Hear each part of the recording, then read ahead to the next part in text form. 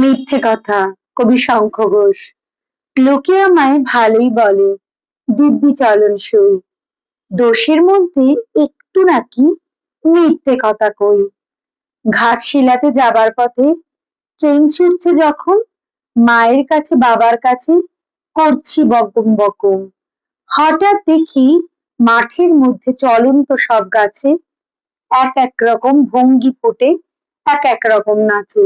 ওমা, দেখো নৃত্যনাট্য!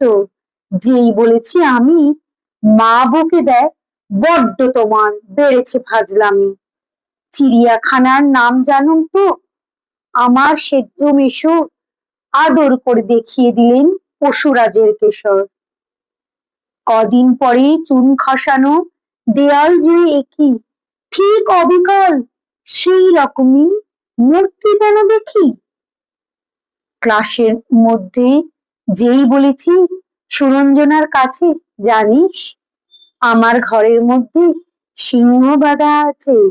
শুনতে পেয়ে দিদিমণি অমনি বলেন, শোনো, এসব কথা আবার যেন না শুনি কক্ষনো।